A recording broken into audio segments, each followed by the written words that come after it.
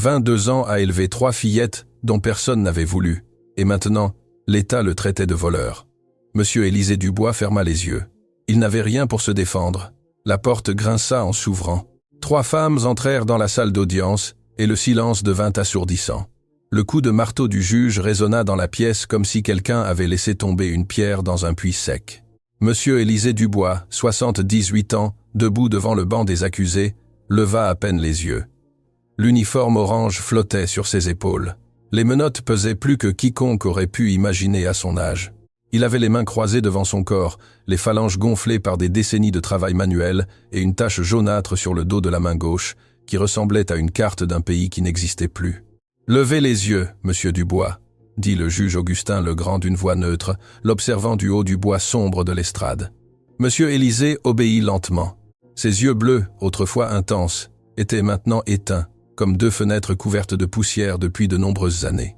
Sa barbe blanche tremblait imperceptiblement sur sa mâchoire. Le procureur Damien Leroy se leva avec l'élégance calculée de celui qui avait déjà gagné ce genre de bataille de nombreuses fois. Il portait un costume gris foncé sur mesure et marcha vers le centre de la salle avec l'assurance d'un homme qui sait que les caméras le filment. La salle était pleine. Des journalistes au premier rang, des curieux à l'arrière, quelques voisins du quartier où M. Élisée avait vécu pendant un demi-siècle. Personne de sa famille, aucune main amie, juste le silence et des regards durs. « Votre honneur », commença Leroy, sa voix emplissant la salle sans effort. L'accusé Élisée Dubois, profitant de la confiance du défunt M. Anselme Mercier, a manipulé des documents testamentaires et détourné des fonds pour une somme qui dépasse la valeur de plusieurs propriétés urbaines. Un héritage qui appartenait de droit à la famille légitime du défunt. Un héritage que cet homme, il pointa un long doigt, sans trembler. Cet homme déguisé en employé fidèle a silencieusement soustrait pendant plus de 2 décennies. Des murmures s'élevèrent dans la salle. Une femme au dernier rang fit claquer sa langue. Monsieur Élisée ne bougea pas. Il baissa seulement les yeux à nouveau, comme si le sol de marbre lui avait offert un coin où se cacher. L'avocat commis d'office, un jeune homme fraîchement diplômé, feuilletait les documents avec l'expression de quelqu'un qui vient de découvrir qu'il s'est jeté dans une rivière trop profonde. Il n'avait pas parlé à monsieur Élisée plus de 15 minutes avant l'audience. Le vieil homme avait refusé de collaborer à sa propre défense. Il n'avait signé aucune déclaration, n'avait demandé aucun témoin. Lorsque le jeune homme lui avait demandé s'il avait des proches qui pourraient venir parler en sa faveur, monsieur Élisée avait fixé une fissure au plafond de sa cellule et n'avait répondu qu'une phrase que le jeune avocat n'avait pas su interpréter. « Ne les dérange pas, mon garçon, qu'elles vivent leur vie. » Maintenant, le jeune homme, suant sous sa cravate bon marché, se demandait si cette phrase était la confession d'un vieux coupable ou le dernier geste de dignité d'un homme injustement acculé. Le parquet requerra la peine maximale, conclut Leroy en retournant à sa table. 20 ans de prison ferme. Le corps de monsieur Élisée ne réagit pas un clignement, pas un soupir, comme si Leroy avait dit qu'il pleuvrait demain. Dans la galerie, un homme d'une 40aine d'années, costume impeccable couleur charbon, montre en or brillant sous la lumière fluorescente, esquissa un léger sourire. C'était un sourire petit, contenu, presque poli, mais quiconque aurait bien regardé aurait vu la profonde satisfaction derrière ses lèvres minces. Octave Mercier avait attendu ce moment pendant des années. Il avait engagé les meilleurs enquêteurs, avait épluché chaque document des archives de son défunt oncle, avait construit le dossier pièce par pièce, jusqu'à ce que le vieux mécanicien n'ait plus où se cacher. Monsieur Anselme Mercier, son oncle, avait été un industriel respecté de la région, propriétaire de 3 ateliers de machines lourdes et d'un immense hôtel particulier dans le vieux quartier. Quand Anselme mourut, sans épouse ni enfant, Octave avait hérité des ateliers et de l'hôtel particulier. Mais il existait une fiducie, une petite fiducie, presque insignifiante aux yeux d'Octave à l'époque, administrée par un homme humble qui avait été l'employé de l'oncle pendant toute leur vie adulte. Une fiducie destinée, selon le testament, à l'éducation et à l'entretien de 3 fillettes orphelines que l'employé avait recueillies chez lui. 3 fillettes dont personne n'avait voulu. Octave, à l'époque, avait signé les papiers sans trop lire. Jeune, ambitieux, la tête occupée à développer les ateliers. Mais les années passèrent. Les ateliers ne rapportèrent pas ce qu'il avait rêvé. Les dettes augmentèrent et, il y a quelques hivers, en examinant de vieux registres avec l'aide d'un comptable, Octave avait découvert le montant réel de cette humble fiducie, un chiffre qui avait été administré avec une discipline notariale pendant 22 ans par M. Élisée Dubois. Un chiffre qui, additionné aux intérêts, ne semblait plus si insignifiant. Et alors naquit l'histoire qui était maintenant racontée au tribunal, que M. Élisée avait influencé l'oncle malade dans ses derniers jours, qu'il avait manipulé le document, qu'il s'était approprié un argent qui ne lui avait jamais appartenu.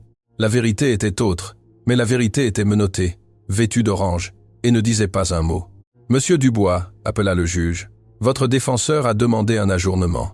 Avez-vous quelque chose à déclarer avant que nous n'évaluions cette demande ?» Monsieur Élisée leva à nouveau les yeux.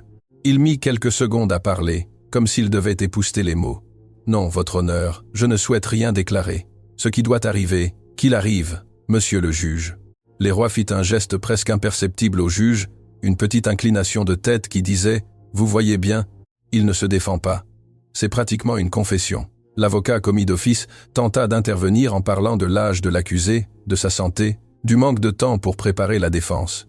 Le juge l'écoutait avec une expression patiente, mais tous dans la salle savaient comment cela allait se terminer. La machine de l'État était déjà lubrifiée pour broyer le vieil homme. Pendant que le jeune homme demandait clémence procédurale, M. Élisée ferma les yeux.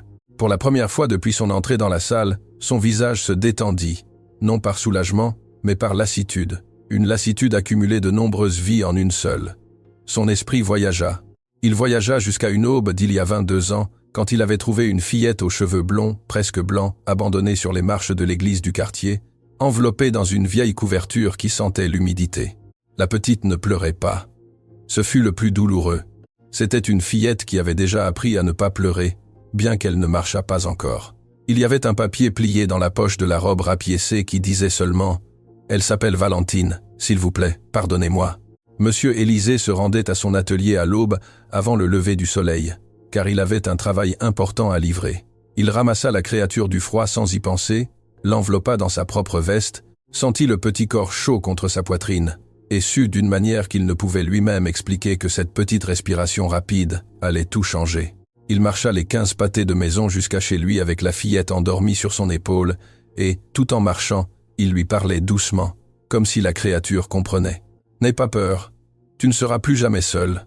Je te le promets, ma fille, je te le promets. » Il voyagea jusqu'au jour où la voisine du fond, Madame Esther, était morte sans prévenir personne d'une douleur à la poitrine qu'elle n'avait jamais voulu soigner par peur des frais médicaux.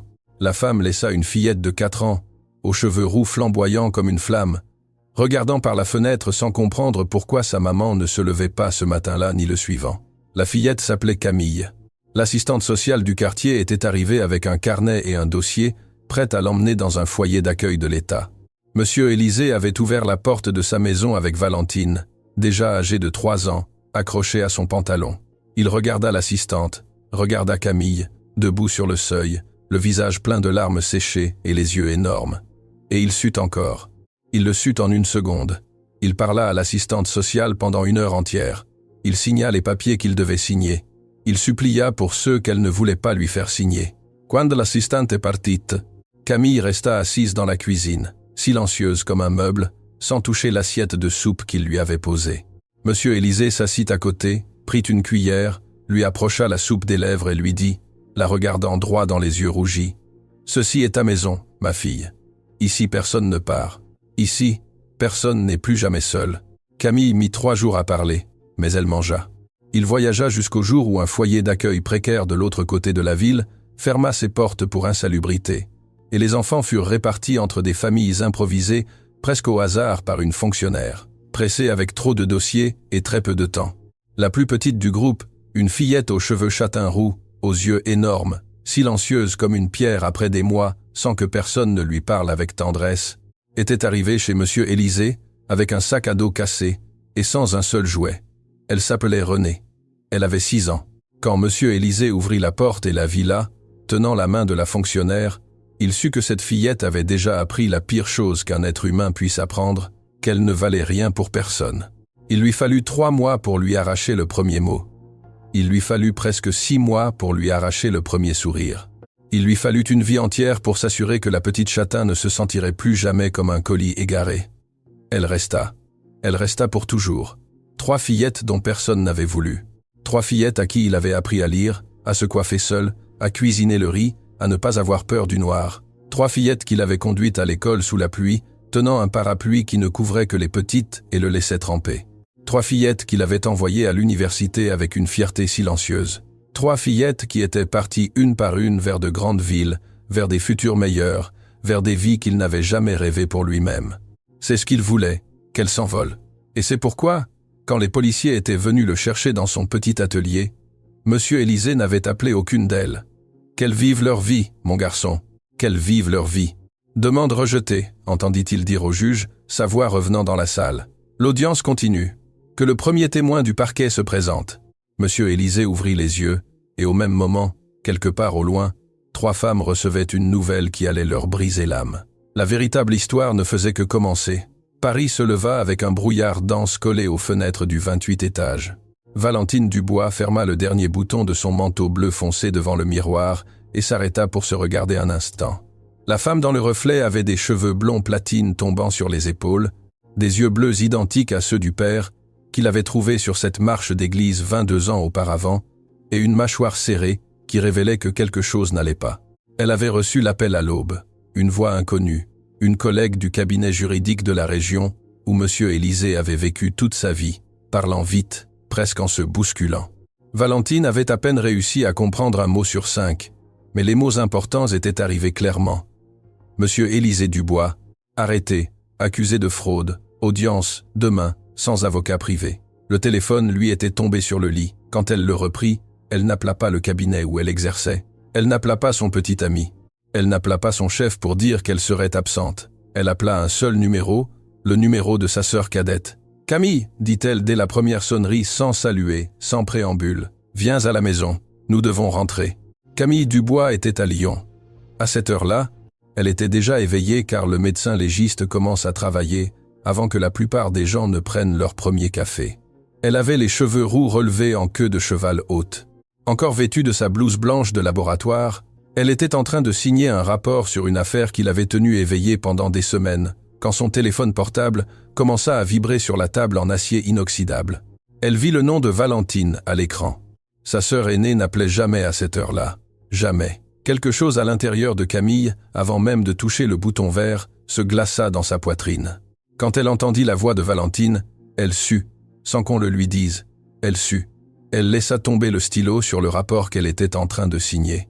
L'encre fit une petite tache qu'elle ne réussit pas à effacer par la suite et que pendant des années ce rapport allait rester archivé avec cette marque comme un rappel physique du moment où le monde avait basculé. Qu'est-ce qui s'est passé, papa?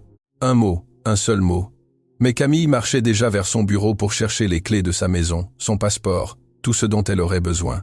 Je prends l'avion dans 4 heures. Préviens René, j'arrive. René Dubois était à Marseille. On la trouva dans un café du centre-ville, son ordinateur portable ouvert et 3 tasses vides à côté. Elle terminait une enquête sur un réseau de fraudes immobilières qui lui avait pris des mois à construire. C'était la plus jeune des 3, la silencieuse, celle qui écrivait de longs articles que les gens lisaient 2 et 3 fois, parce qu'il parlait avec une clarté qu'on n'apprend dans aucune faculté. Quand le téléphone portable vibra sur la table, elle vit le nom de Camille, et sentit avant de répondre que quelque chose se serrait dans sa poitrine. Elle avait cette intuition rare que certains journalistes développent après des années à chasser des vérités difficiles. La capacité de sentir une mauvaise nouvelle, avant même de la lire, elle répondit « Je t'appelle de l'aéroport », dit Camille sans laisser René dire « Bonjour, qu'est-ce qui s'est passé? Papa est en prison. Il sera jugé demain pour quelque chose qu'il ne ferait jamais. » René ferma son ordinateur. Elle le ferma avec tant de force que les gens du café voisin tournèrent la tête, mais elle ne les vit pas. Elle voyait seulement dans son esprit l'image d'un homme maigre et buriné, tenant un parapluie au-dessus de 3 petites filles, tandis qu'il se mouillait sous la pluie. Et une autre image encore plus ancienne, elle-même à 6 ans, venant d'arriver dans cette maison, regardant l'homme à la barbe blanche, qui lui servait la première soupe chaude de sa vie, et lui disait « Ne pleure plus, ma fille, tu es à ta place, j'arrive. » Elle le dit ainsi, sans rien ajouter de plus, car entre elles 3, les mots n'étaient pas nécessaires. Les mots, il les leur avait appris à utiliser depuis l'enfance, mais les silences aussi. Monsieur Élisée leur avait appris les 2.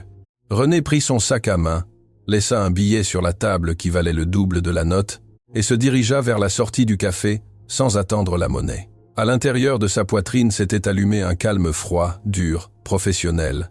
Le même calme qui lui servait lorsqu'elle interviewait un fonctionnaire corrompu et avait besoin de soutenir son regard sans ciller. Sauf que cette fois, le calme n'était pas contre un fonctionnaire, c'était contre tout le système judiciaire qui avait osé toucher son père. Pendant ce temps, dans la salle du tribunal judiciaire, le premier témoin du parquet déclarait sous serment. C'était un jeune comptable, costume bon marché, voix nerveuse. Son travail avait consisté à examiner les mouvements de la fiducie, administrée par M. Élysée au cours des 2 dernières décennies. Son rapport, écrit dans un langage technique dense, disait essentiellement que les retraits de la fiducie avaient été constants, soutenus, et que le solde final disponible était pratiquement nul. L'argent, selon le comptable, s'était évaporé dans l'administration de M. Élysée lui-même. « Et où est passé cet argent, selon les registres que vous avez analysés ?» demanda le procureur Leroy. « Les retraits ont été effectués en espèces. La plupart du temps, nous n'avons pas de traces claires de leur destination. Donc, nous ne pouvons pas affirmer que cet argent a été investi dans, par exemple, l'éducation de mineurs. Nous ne pouvons l'affirmer avec la documentation dont nous disposons. » Murmure dans la salle, les journalistes écrivaient. Monsieur Élysée restait assis sur le banc des accusés, les mains croisées sans se défendre.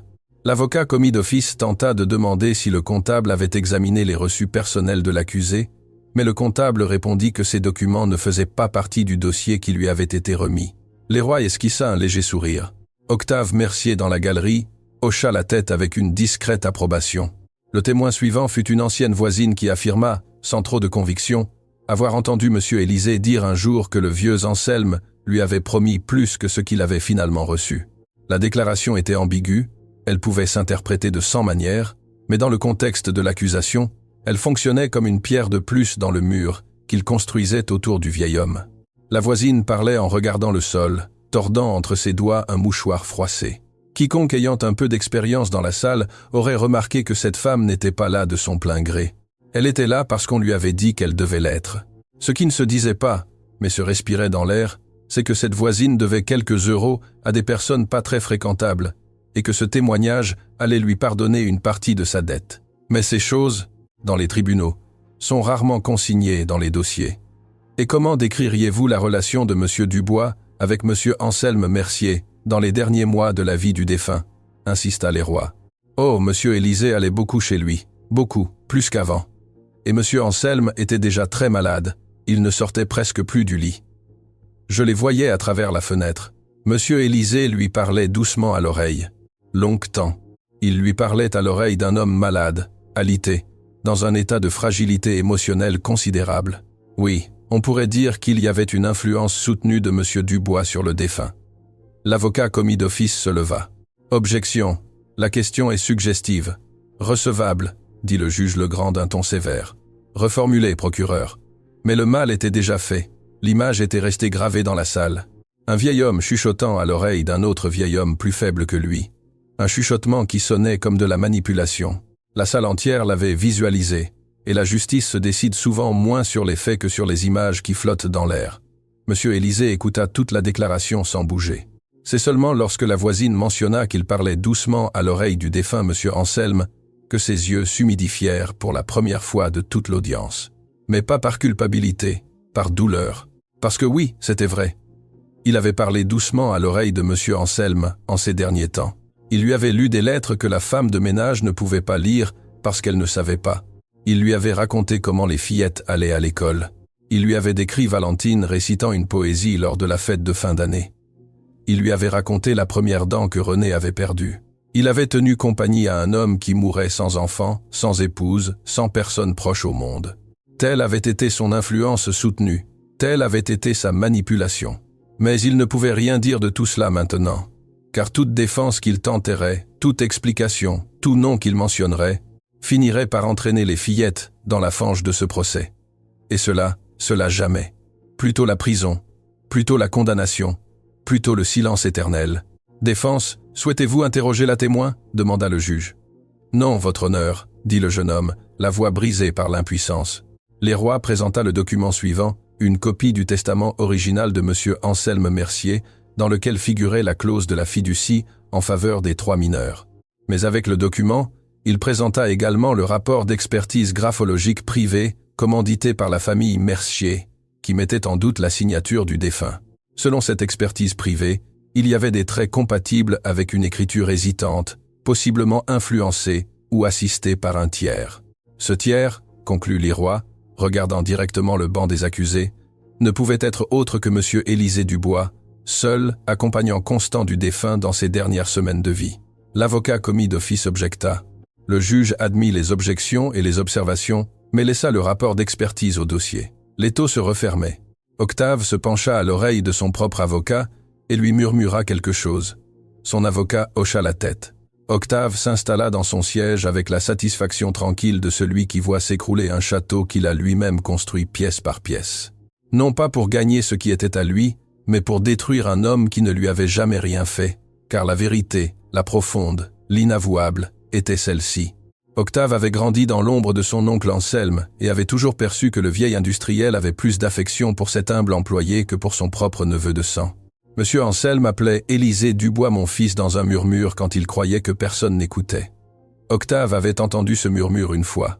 Il avait 14 ans et depuis ce jour, une graine amère avait commencé à pousser dans un coin de son âme. 20 ans plus tard, cette graine était devenue un arbre complet et l'arbre demandait du sang. L'audience est levée, annonça le juge Legrand en frappant doucement le marteau. Nous continuons à la session de demain avec les témoins restants et le témoignage de l'accusé, s'il le souhaite, que le détenu soit reconduit. Les gendarmes s'approchèrent de M. Élisée. Le vieil homme se leva avec difficulté, le dos craquant. Tandis qu'on le guidait vers la sortie latérale, il leva la tête une fois de plus et regarda vers la galerie. Octave soutint son regard avec un sourire à peine perceptible. M. Élisée ne répondit pas à ce sourire, il baissa seulement les yeux et se laissa emmener. Cette nuit-là, dans sa cellule froide, M. Élisée ne dormit pas, il ne pleura pas non plus, il resta assis sur le bord du grabat, les mains sur les genoux, fixant un mur sans aucun trait distinctif. Le mur avait des taches sombres d'humidité ancienne. Une fissure traversait en diagonale d'un coin au centre. Une peinture jaunâtre, écaillée, qui dans une autre vie aurait été blanche. M. Élisée se concentra sur cette fissure. Il la suivit du regard lentement, comme s'il la lisait. Dans son esprit, il répétait le visage de chacune des fillettes. Valentine avec ses cheveux d'or, Camille avec ses cheveux de feu, René avec ses yeux toujours si grands, si silencieux. Il les passait en revue comme quelqu'un qui récite un chapelet. 1, 2, 3, 1, 2, 3, et chaque tour du chapelet interne se terminait par la même phrase muette. « Qu'elles vivent leur vie, Seigneur, qu'elles vivent même si je reste. » À travers la lucarne grillagée de la cellule, filtrait une lumière fluorescente du couloir. La lumière se déplaçait de temps en temps lorsqu'un gardien passait. M. Élisée entendait des pas, des voix lointaines, un cri d'un détenu dans une autre aile, un sanglot contenu, un coup sec, la bande sonore de l'endroit le plus seul du monde. Mais il n'était pas vraiment seul. Il avait à ce moment-là les petites têtes de 3 fillettes endormies dans leur vieux lit au fond de sa mémoire. Et tant que ces petites têtes continueraient de dormir dans sa mémoire, aucune cellule ne le briserait. Mais au même instant, dans 3 avions différents, sur 3 routes différentes, sur 3 pays différents, 3 jeunes femmes serraient les poings sur les accoudoirs. Valentine, assise près du hublot, regardait le ciel nocturne et passait mentalement en revue chaque article du code de procédure dont elle aurait besoin. Elle avait un carnet posé sur ses genoux. La pointe de son stylo tremblait à peine, non pas par nervosité, mais par une rage contenue. Elle avait appelé, avant d'embarquer, un collègue du corps officiel d'experts pour commander une expertise urgente d'office sur la signature du testament. Elle avait déjà un plan, elle avait déjà une stratégie, elle avait déjà du courage. Camille, dans un autre avion, repassait dans sa tête chaque technique médico-légale pour détecter les altérations documentaires. Elle ne lisait pas le code de procédure, elle lisait un ancien dossier médical qu'elle avait obtenu par des canaux professionnels en quelques heures. Le dossier médical du défunt monsieur Anselme Mercier, où figuraient des diagnostics d'arthrite, de détérioration motrice et d'autres données médicales qui pouvaient parfaitement expliquer l'hésitation dans une signature sans avoir besoin d'inventer des manipulations criminelles. René, dans le 3e avion, écrivait à la main dans son carnet usé les noms de chaque voisin, de chaque femme de ménage, de chaque connaissance éloignée qui pourrait avoir un souvenir concret de la dernière période de vie de M. Anselme. Il y avait un nom souligné 2 fois, Madame Geneviève Martin. René savait comment la retrouver. Elle savait de combien de façons un bon journaliste peut retrouver une personne qui croit ne pas vouloir être trouvée. Elle revenait à la maison, et la salle du tribunal judiciaire, le lendemain matin, n'allait pas être la même salle que la veille. Ce que personne ne savait, pas même M. Élisée lui-même, c'est que la blonde, la rousse et la châtain arrivèrent armés, non pas d'armes, mais de quelque chose de bien plus puissant, de la vérité, de dossiers, d'expertise et de 22 ans d'amour accumulés, que personne, ni les rois, ni Octave, ni l'État entier, ne pouvait effacer d'un trait de plume. La porte du tribunal allait s'ouvrir, et quand elle s'ouvrirait, tout changerait. Le deuxième jour de l'audience fut différent. La salle du tribunal judiciaire était encore plus pleine que lors de l'audience précédente. Un journaliste avait publié l'affaire dans une chronique, et maintenant l'histoire du vieil homme, accusé de voler les fillettes qu'il avait lui-même élevées, avait éveillé la curiosité publique, des caméras à l'entrée, des enregistreurs discrets dans les poches des reporters. La salle sentait le café bon marché et le parfum de palais de justice. Sur les réseaux sociaux, toute la nuit, une version simplifiée de l'affaire avait circulé parmi les anciens voisins du quartier. Un message bref écrit par une femme qui avait été cliente de l'atelier de M. Élisée pendant des décennies, qui disait simplement « Si vous connaissez M. Élisée, vous savez que c'est une infamie. S'il vous plaît, priez ». Le message avait été partagé des centaines de fois. Certaines de ces personnes étaient maintenant dans la galerie, attendant de voir de leurs propres yeux comment cette infamie allait se dérouler. M. Élisée entra de nouveau menotté. L'uniforme orange lui allait cette fois encore plus grand, comme si le corps du vieil homme s'était rétréci pendant la nuit à cause du froid de la cellule. Il marcha jusqu'à sa place, le regard bas, s'assit et respira profondément, comme quelqu'un qui se prépare à supporter un coup qu'il sait déjà qu'il va arriver. Le juge Augustin Legrand prit sa place. Le procureur Damien Leroy arrangea ses dossiers avec un geste théâtral. Octave Mercier, dans la galerie, portait cette fois un costume bleu marine plus foncé et regardait la scène avec le calme d'un propriétaire. Le calme de celui qui sent que la salle entière est déjà à lui. « Bonjour, monsieur le juge. Le parquet poursuivra la présentation des preuves documentaires, » commença Leroy. Mais à ce moment-là, bien avant que le procureur ne puisse même toucher le premier document, les portes du fond de la salle s'ouvrirent brusquement. Ce ne fut pas un grincement doux, ce fut une poussée ferme, décidée, presque militaire, qui fit que toute l'audience tourna la tête en même temps. Les deux énormes battants de bois s'ouvrirent en grand, et par le seuil apparurent trois jeunes femmes marchant ensemble, épaule contre épaule, vêtues de l'élégance silencieuse de celles qui savent exactement pourquoi elles sont là. Devant, au centre, une femme aux cheveux blonds platine tombant lisses sur les épaules, veste sombre impeccable, chemise blanche boutonnée jusqu'en haut, pas ferme, talons moyens, un épais dossier serré contre sa poitrine. À sa gauche, une femme à la chevelure rousse comme une braise, tailleur noir, jupe droite, expression sévère.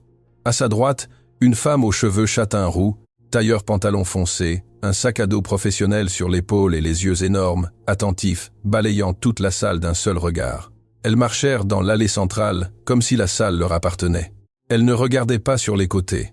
Elles ne regardaient pas les journalistes qui commençaient à se retourner pour les photographier.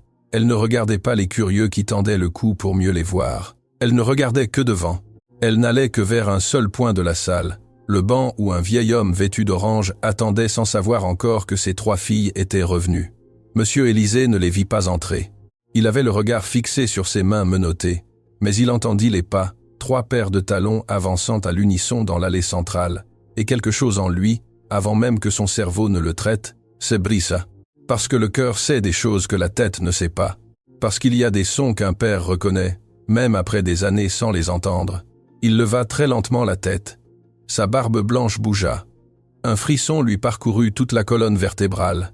Le procureur Leroy tourna la tête. Octave Mercier tourna la tête. Le juge Legrand leva les yeux avec étrangeté. Les trois femmes avancèrent sans s'arrêter jusqu'au centre de la salle.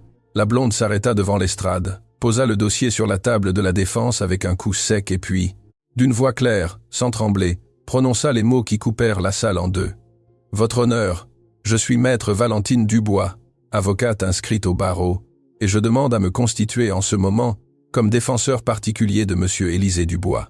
J'ai ici la procuration signée et la documentation correspondante. » Silence. M. Élisée leva très lentement la tête. Ses yeux bleus, ternes pendant toute l'audience précédente, devinrent soudain deux miroirs. Il vit Valentine, il vit Camille derrière, il vit René encore plus en arrière, et sa barbe blanche commença à trembler d'une manière incontrôlable. Une larme tomba sur son uniforme orange, puis une autre encore. Le vieil homme fit un effort énorme pour ne pas s'effondrer sur le banc des accusés. Il ferma les yeux, serra les poings menottés et bougea les lèvres sans bruit. Ce qu'il dit sans bruit fut « Non, ma petite, ne te mêle pas de ça. » Mais Valentine ne le regardait pas lui. Elle regardait le juge avec une dignité ferme. Avec la même posture droite que 22 ans auparavant sur les marches d'une église, elle n'avait pas quand il l'avait trouvée enveloppée dans une vieille couverture. « Maître, » répondit le juge Legrand, observant les documents que l'huissier lui présentait. « La documentation semble en règle. Votre demande est recevable. Veuillez prendre place comme défenseur particulier. Avocat commis d'office, vous êtes déchargé, mais restez à la disposition de la cour. » Le jeune avocat commis d'office soupira avec un soulagement qu'il ne put dissimuler. Camille et René s'assirent au premier rang, juste derrière la table de la défense. Camille serrait une épaisse enveloppe jaune entre ses mains.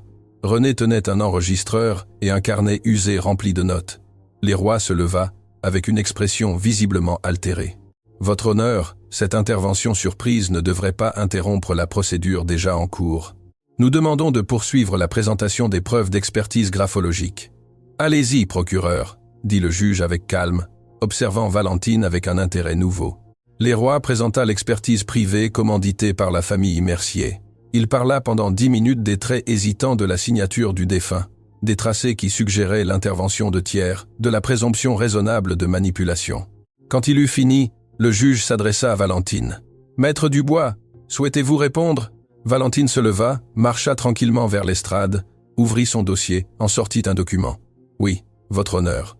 Je demande l'incorporation au dossier du rapport d'expertise graphologique réalisé par le corps officiel d'experts du ministère public avec le sceau et la signature protocolaire. Daté d'il y a 3 jours, commandité d'office par ma collègue maître Camille Dubois, médecin légiste agréé, sur la signature du testament de M. Anselme Mercier. Procédé, dit le juge. Le rapport officiel conclut, sans aucun doute, que la signature du testament correspond en totalité et sans assistance de tiers, au scripteur et à la main du défunt M. Anselme Mercier. La prétendue hésitation que l'expertise privée a interprétée comme une influence est due à une condition médicale du défunt, dûment certifiée dans son dossier médical. Une polyarthrite rhumatoïde à un stade avancé des articulations de la main dominante. Cette hésitation n'est pas une manipulation, c'est une maladie. Leroy pâlit pendant une fraction de seconde, mais retrouva son sang-froid. Cette expertise officielle arrive tard dans le processus. Votre honneur n'arrive pas tard, répondit Valentine sans perdre son ton. Elle arrive maintenant. La défense a été notifiée dans les délais et apporte une expertise officielle qui a une hiérarchie supérieure à une expertise privée de partie. Je demande qu'elle soit incorporée et évaluée. Recevable, dit le juge Legrand. Elle est incorporée. Octave Mercier dans la galerie sentit la première fissure. Une petite fissure, mais une fissure. Camille se leva quand Valentine l'appela à la barre. Elle marcha d'un pas assuré, prête à serment en tant qu'experte et témoin professionnel, et expliqua techniquement, avec des mots précis, comment la détérioration motrice du défunt pouvait être confondue par un expert inexpérimenté avec une influence externe. Elle parla de la polyarthrite rhumatoïde, des légers tremblements de la main dominante, de la façon dont le tracé d'une personne malade peut paraître hésitant même lorsque la volonté derrière le tracé est absolument lucide. Elle montra des images agrandies. Elle compara des échantillons graphologiques de M. Anselme d'il y a 5 ans, d'il y a 3 ans, d'il y a 1 an et de la même période que le testament. La progression était très claire. La signature du testament était la signature d'un homme atteint d'arthrite avancée, non la signature d'un homme manipulé. Sa voix ne tremblait pas. Elle ne regarda pas son père pendant la déposition. Elle savait que si elle le faisait, elle ne pourrait pas continuer à parler. Mais à la fin de son exposé, avant de descendre de la barre, ses yeux croisèrent ceux de M. Élisée pendant une seule seconde. Et M. Élisée, à cette seconde, sentit que la salle disparaissait. C'était lui et elle à nouveau dans la petite cuisine de la maison, il y a de nombreuses années, quand elle était arrivée silencieuse, et qu'il lui avait tendu une cuillère de soupe. La fillette qui ne parlait pas pendant des jours avait appris avec le temps à parler au monde entier avec la précision d'un chirurgien. Et maintenant, elle utilisait cette voix pour soutenir l'homme qui lui avait appris à dire le premier mot complet de sa vie adulte. « Merci. Prochain témoin de la défense », annonça Valentine. « Je demande la présence de Madame Geneviève Martin, voisine de Monsieur Anselme Mercier depuis plus de 40 ans. » René se leva et sortit un instant. Elle revint escortant une femme âgée vêtue d'une robe sombre, simple, cheveux argentés, relevés en chignon, le dos un peu courbé, mais les yeux vifs comme deux lampes. C'était l'une des personnes que René avait retrouvées au cours des dernières semaines. La femme s'était cachée presque sans le vouloir, vivant avec une nièce dans une autre ville, complètement en dehors du radar des avocats des Mercier. Madame Geneviève marcha lentement vers l'estrade, prêta serment et s'assit. Quand elle leva les yeux, ses yeux cherchèrent d'abord Monsieur Élisée. Elle lui sourit à peine. Un petit sourire, mais chargé d'un respect ancien. Monsieur Élisée lui rendit le sourire en silence. « Madame Geneviève », commença Valentine en adoucissant sa voix pour ne pas intimider le témoin. « Avez-vous connu Monsieur Anselme Mercier ?»« Je l'ai connu, ma fille. Il vivait à un demi-pâté de maison de chez moi pendant plus de 40 ans. Je l'ai soigné dans ces derniers mois avec ma nièce, car il ne pouvait presque plus se lever du lit. Et vous connaissiez aussi Monsieur Élisée Dubois, présent dans cette salle, comme un fils, ma fille, comme s'il était mon propre fils. Monsieur Élisée allait tous les après-midi chez Monsieur Anselme, lui apportait le bouillon que lui faisait la femme de ménage, lui lisait le journal, lui parlait des fillettes. Vous souvenez-vous d'une conversation particulière concernant le testament ? Madame Geneviève respira profondément. Ses yeux s'humidifièrent. Un après-midi, il y a de nombreuses années, Monsieur Anselme m'a appelé dans sa chambre. Il voulait que j'écoute, dit-il.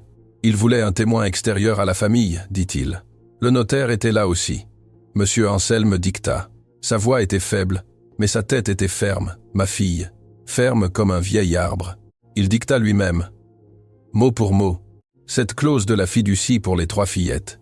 Et puis, avant de signer, il dit quelques mots que je n'oublierai jamais. Le silence dans la salle était total. Même les ventilateurs de plafond semblaient avoir baissé leur bruit. « Qu'a-t-il dit, Madame Geneviève ?» demanda Valentine doucement. Il a dit « Cet argent est pour les fillettes, pour les 3, pour Valentine, pour Camille et pour René.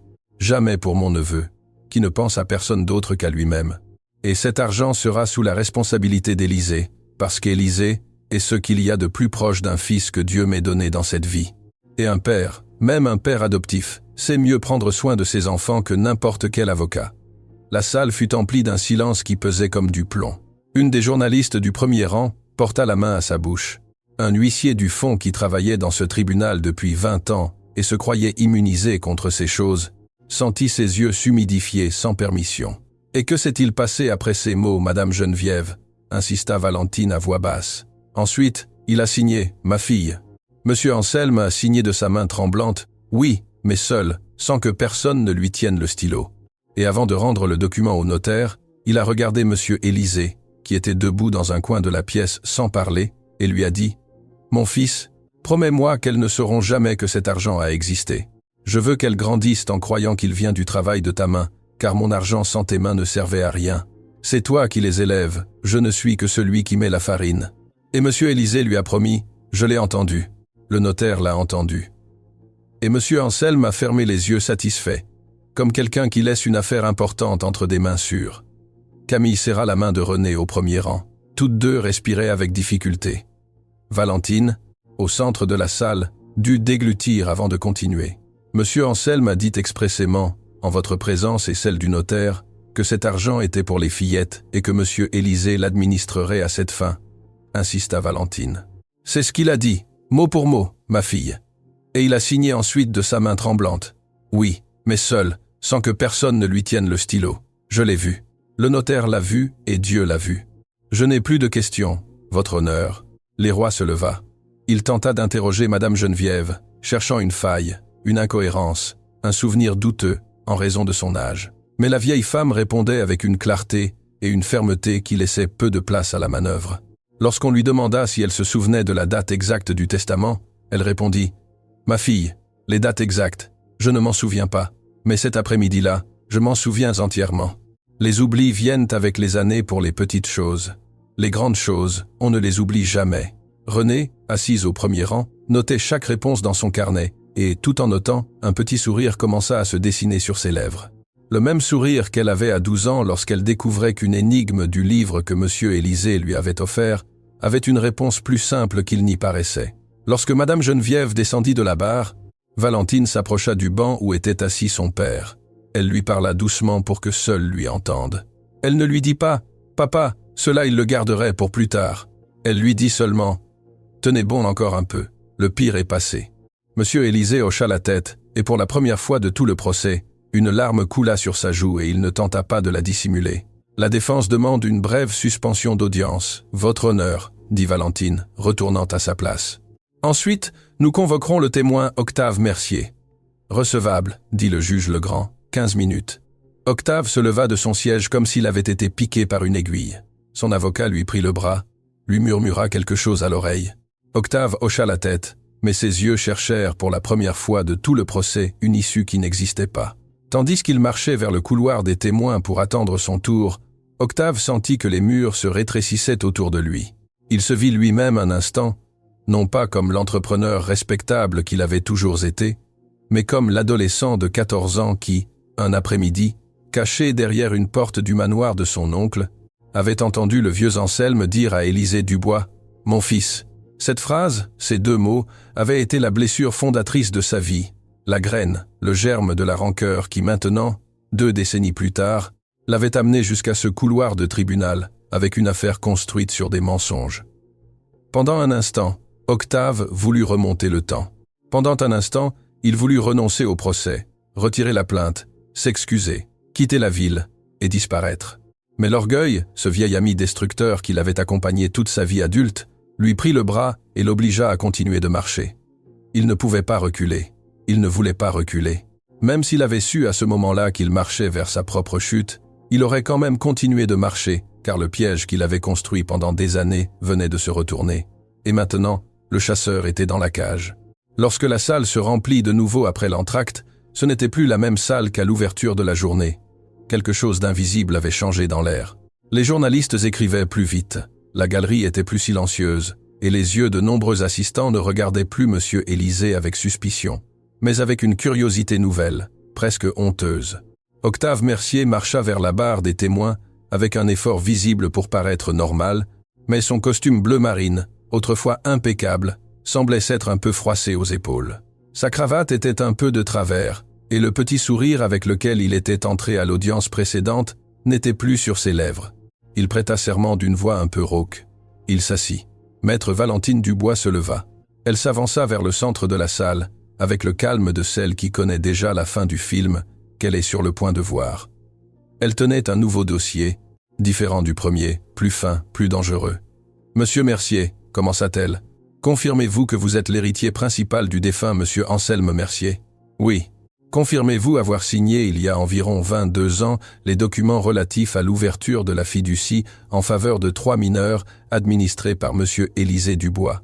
J'ai signé plusieurs documents à cette époque. La succession était complexe. Avez-vous signé ou non ces papiers, Monsieur Mercier? Répéta Valentine sans élever la voix, mais avec une fermeté nouvelle. Octave hésita une seconde. Son avocat, depuis la table du procureur, tenta de lui faire un geste. Octave ne le vit pas. J'ai signé. Bien. J'ai ici, votre honneur, photocopie certifiée des papiers signés par Monsieur Mercier à ce moment-là. Dans ces papiers, Monsieur Mercier déclare expressément connaître et accepter les clauses du testament de son oncle, y compris celle de la fiducie. La signature est indubitable. La date aussi. Valentine remit le document. Le juge le reçut. L'Héroy se remua sur son siège. Monsieur Mercier, poursuivit Valentine, si vous avez signé en connaissance et acceptation des clauses, pourquoi aujourd'hui, 22 ans après, les contestez-vous? Parce que j'ai ensuite découvert des irrégularités. Le montant était bien plus élevé que ce dont vous vous souveniez ou ce à quoi vous vous attendiez. Ce n'est pas la même chose. Vous avez raison. Ce n'est pas la même chose. Se souvenir est une question de mémoire. S'attendre est une question de cupidité. Objection, sauta l'Héroy. La défense oriente émotionnellement le témoin. Reformulez, maître, dit le juge avec calme. Valentine hocha la tête. Monsieur Mercier, est-il vrai qu'au cours des 2 dernières décennies, vous avez contracté des dettes importantes en relation avec l'administration des ateliers hérités? Octave baissa les yeux. J'ai eu des difficultés financières. Oui. Ces difficultés coïncident-elles temporellement avec la décision de contester la fiducie? Pas de manière directe. J'ai ici, votre honneur, copie certifiée du registre des arriérés et saisie sur les propriétés de Monsieur Mercier, datée précisément de la période immédiatement antérieure à ce qu'il commence à enquêter sur la fiducie administrée par mon client. L'Héroy objecta. Le juge admit l'objection partiellement, mais permit que la preuve documentaire soit incorporée au dossier. La fissure dans le mur d'Octave se transforma en une crevasse. Valentine lui accorda un répit, s'approcha de sa table, feuilleta d'autres documents et revint. Cette fois, sa voix se fit plus douce, plus dangereuse. « Monsieur Mercier, lors du premier jour d'audience, nous avons entendu une déclaration technique qui suggérait que mon client parlait à l'oreille du défunt Monsieur Anselme dans ces derniers mois, que cette proximité constituait une manipulation. C'est ce que l'expertise a suggéré. Savez-vous, Monsieur Mercier, ce que mon client disait à l'oreille de votre oncle pendant ces après-midi? Non, je ne le sais pas. Voulez-vous le savoir? Silence. Valentine se tourna vers le public. Camille, au premier rang, avait les yeux brillants, mais se contint. René tenait l'enregistreur à 2 mains sans ciller. Monsieur Élisée, sur le banc des accusés, maintenait le regard fixé au sol, les mains menottées serrées sur les genoux. Il savait ce qui allait arriver. Et cela lui brisait l'âme. « J'ai ici, » dit Valentine en ouvrant un autre dossier, « des lettres écrites par Monsieur Anselme Mercier durant ses derniers mois de vie, dictées et écrites de la main de Madame Geneviève Martin, qui agissait comme son assistante. Ces lettres étaient conservées dans une vieille armoire de la maison du défunt, trouvées il y a quelques semaines par ma collègue René Dubois, lors d'une visite à la propriété. Je demande à les incorporer au dossier. « Allez-y, » dit le juge. Valentine ouvrit la première lettre. Sa voix en lisant resta ferme, bien qu'à l'intérieur, elle sentait quelque chose se briser. « Cher Élisée, aujourd'hui tu m'as raconté que la petite Valentine a récité une poésie lors de la fête de l'école. Tu m'as rendu heureux. Je veux que tu saches que je prie toutes les nuits pour les 3 fillettes.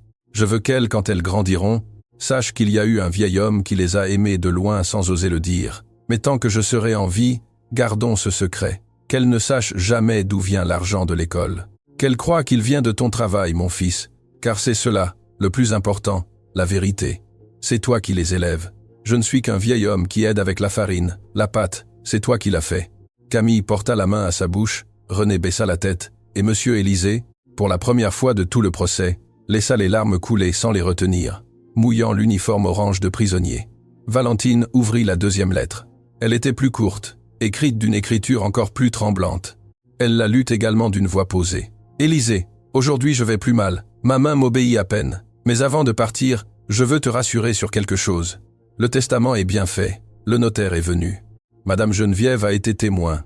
Si un jour mon neveu Octave tente de toucher à l'argent des fillettes, ne t'inquiète pas. La volonté signée vaut plus que n'importe quel désir d'héritier. Prends soin d'elle pour moi, pour toi, pour elle. Et quand je ne serai plus là, regarde-les grandir et raconte-le-moi dans le silence de l'atelier. Une part de moi sera là pour t'écouter. » Une femme au dernier rang éclata en sanglots. Une autre, et une autre encore. La salle se transforma en un chœur dispersé de respiration contenue. Valentine ouvrit la 3e lettre. Celle-ci, elle ne la lut pas entièrement. Elle ne lut que 2 lignes. La voix chargée de quelque chose qui frôlait déjà la difficulté de continuer. « Mon fils, si tu lis cette lettre, c'est que je suis parti. Prends soin de tes fillettes comme si elles étaient les miennes, car au fond, elles le sont.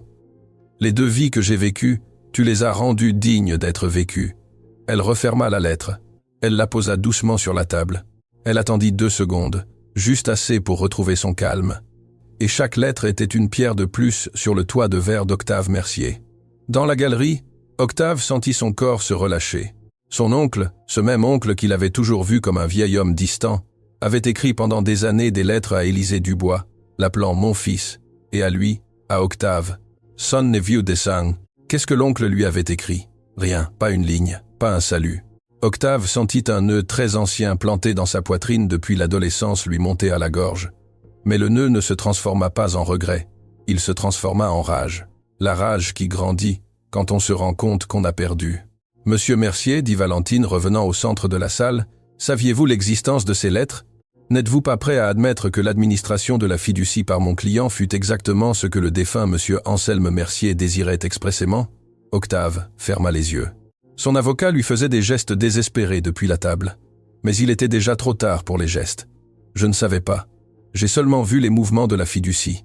J'ai vu que l'argent, interrompit Valentine en élevant cette fois la voix pour la première fois de tout le procès, a été dépensé pour les écoles, les uniformes, les livres, les études universitaires, les loyers modestes pendant les années d'études, les frais médicaux, quand l'une d'entre nous tombait malade, pour le soutien quotidien de 3 orphelines que votre oncle voulait protéger et que mon client a protégé comme un père. J'ai ici, et elle frappa un autre dossier sur la table, le détail absolu de chaque euro dépensé pendant 22 ans. Reçus, factures, justificatifs. Mon client les a tous gardés, tous, parce qu'il savait au fond de son âme qu'un jour quelqu'un viendrait l'accuser de quelque chose qu'il n'a jamais fait. Et il a gardé chaque papier, comme un père garde les dessins de ses enfants. La salle était dans un silence absolu. Valentine se tourna vers le banc des accusés. Elle regarda pour la première fois de tout le procès directement son père. Mon client, sa voix se brisa un instant, mais elle la maîtrisa rapidement, a dépensé cette fiducie uniquement et exclusivement pour ce que son instituteur lui a demandé de dépenser et a travaillé 2 équipes dans son petit atelier pendant 22 ans, en outre, pour compléter ce que la fiducie ne suffisait pas à couvrir. Mon client n'a jamais pris 1 euro pour lui, ni pour une chemise neuve, ni pour un repas à l'extérieur, ni pour un repos. Son seul gain en ces 22 ans furent 3 fillettes qui ont appris à lire, à étudier, à rêver et à se tenir debout dans le monde. Une femme au dernier rang commença à pleurer en silence. Un journaliste baissa l'enregistreur, le regard perdu. « Je n'ai plus de questions, votre honneur », dit Valentine en retournant à sa table. Leroy se leva, tenta, reformula des questions, insista sur des irrégularités formelles, mais la marée avait déjà tourné. Le juge lui-même se montrait moins patient avec les arguments du procureur. Octave à la barre répondait de moins en moins fort, jusqu'à ce qu'à un moment donné, devant une question qu'il ne se souvenait pas avoir bien préparée, il baissa simplement les yeux et dit « Je ne peux plus répondre, votre honneur. Vous pouvez vous retirer de la barre », dit le juge d'un ton sec. Octave descendit, marcha vers son siège. Il sentit pour la première fois de sa vie adulte que les regards autour de lui le voyaient réellement tel qu'il était, non pas comme le neveu de l'industriel, non pas comme l'héritier, mais comme un homme qui avait tenté de détruire un autre homme pour une vieille blessure qu'il n'avait pas osé guérir lui-même. Quand il s'assit dans la galerie, son propre avocat se pencha et lui murmura qu'il n'y avait plus rien à faire. Octave hocha la tête sans répondre. « La défense convoque M. Élisée Dubois à déclarer volontairement s'il le souhaite, » dit Valentine. M. Élisée leva la tête, regarda longuement Valentine, puis regarda Camille, puis regarda René, et alors, d'une voix basse mais ferme, il dit « Oui, je veux parler ». On lui enleva les menottes pour qu'il puisse marcher. Le vieil homme se leva avec effort, aidé par l'officier. Il marcha lentement jusqu'à la barre, s'assit. Il posa ses mains maintenant libres sur ses genoux. Il regarda le juge, regarda le procureur, et enfin, avec une tendresse douloureuse, regarda les 3 femmes qui occupaient le premier rang. « Votre honneur », dit-il, et sa voix trembla, mais il continua. « Je ne vais pas me défendre de l'accusation. Ma fille l'a déjà fait mieux que je n'aurais pu le faire. Je veux seulement m'excuser, mais pas auprès de cette salle, auprès d'elles 3. » Il désigna de la tête Valentine, Camille et René. « Je leur ai caché pendant 22 ans qu'une partie de l'argent avec lequel je les ai élevées venait d'une fiducie qu'un homme bon a laissée pour elles. Je leur ai fait croire que tout venait de mon atelier, de mes mains. Je l'ai fait parce que j'avais peur qu'elles se sentent moins mes filles. J'avais peur qu'elles se sentent empruntées. Aujourd'hui, je comprends que cette peur était la mienne et qu'elles méritaient de savoir la vérité depuis toujours. Mes filles. » Et sa voix se brisa ici, et il ne put plus continuer de manière continue. « Pardonnez-moi. » Camille se couvrit le visage des 2 mains. René se leva de son siège sans réfléchir et s'avança vers l'estrade, mais l'officier lui demanda doucement de retourner à sa place. Valentine, debout à la table de la défense, garda son calme par force professionnelle, mais ses yeux se remplirent d'une lueur qu'elle ne put cacher. « Votre honneur, » dit M. Élisée en se reprenant, « c'est tout ce que j'avais à dire.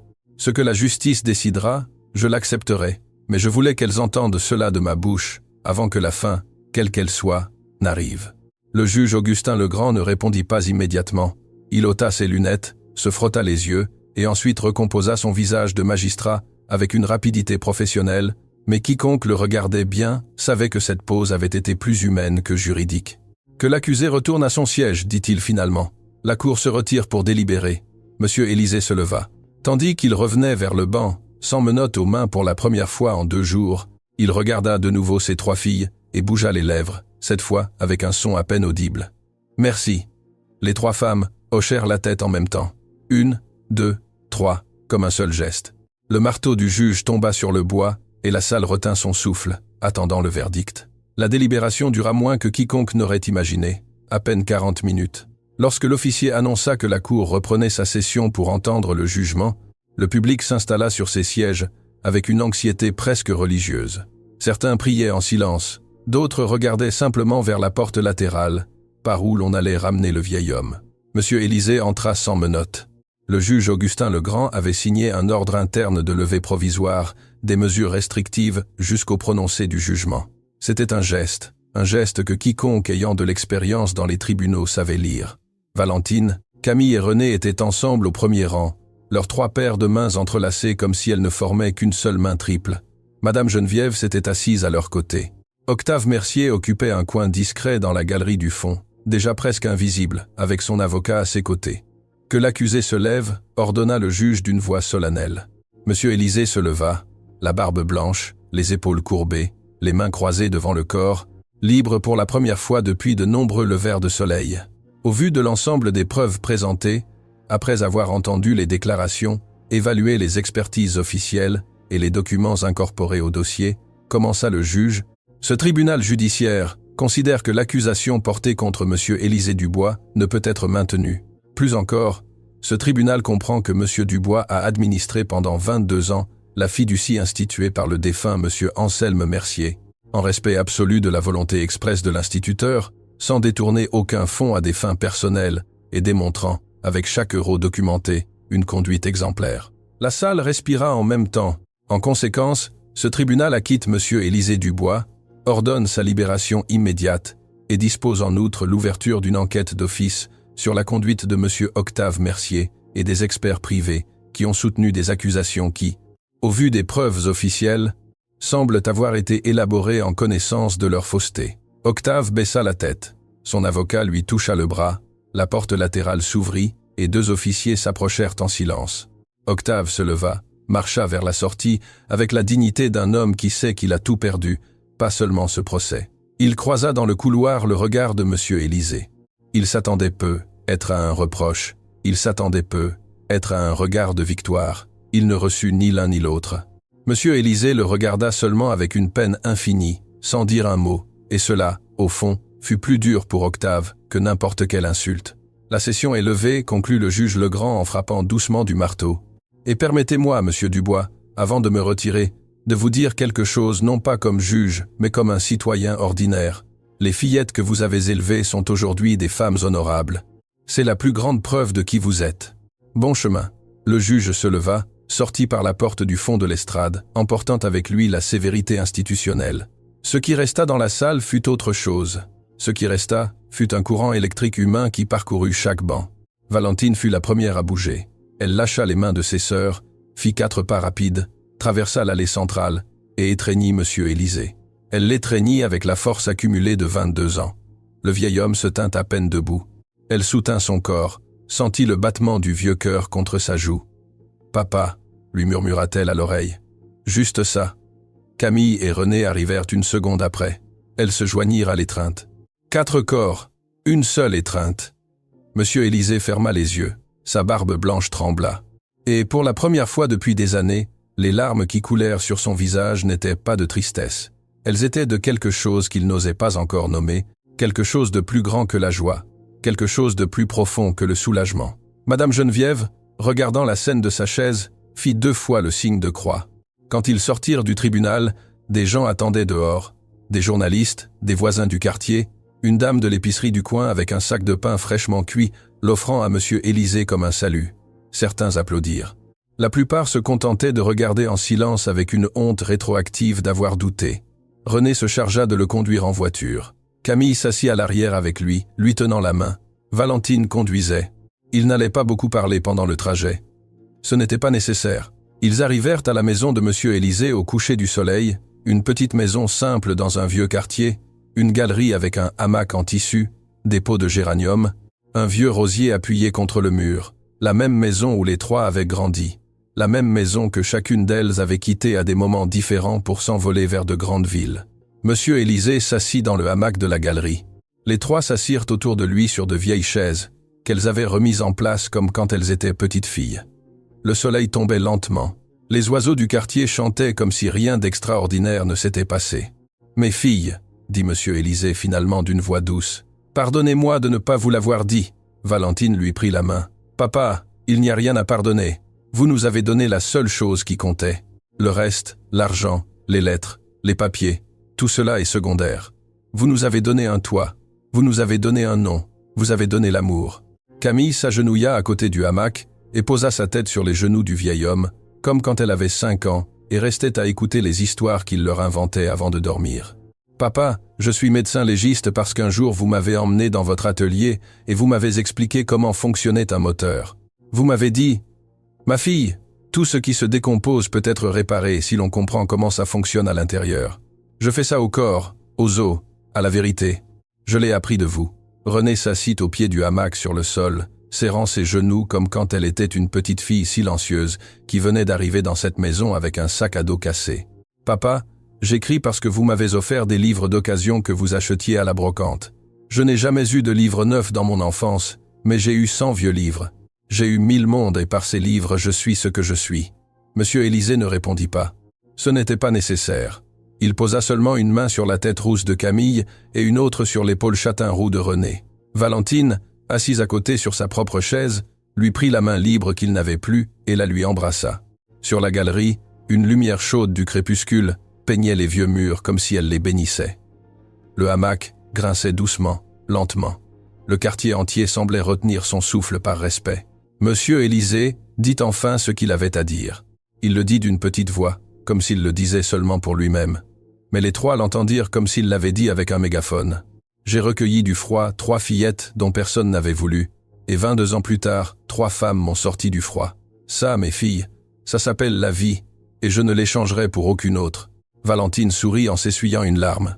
Camille serra la main de son père. Renée, silencieuse comme toujours, écrivit cette phrase dans son carnet sans que personne ne la voie, car elle décidait déjà, sans le dire encore, qu'un jour elle écrirait sur tout cela, non pour se venger de personne, mais pour honorer un homme qui avait fait de son silence le toit le plus solide que n'importe quelle orpheline pût rêver. Cette nuit-là, les trois dormirent dans leur vieux lit d'enfant. Monsieur Élisée se coucha sur son grabat grinçant, regarda le plafond connu et, pour la première fois depuis de nombreux levers de soleil, s'endormit sans entendre son cœur galoper dans sa poitrine. Dehors, le vent agitait doucement les feuilles du vieux rosier, et le rosier, après avoir survécu à tant d'hivers, semblait fleurir à nouveau.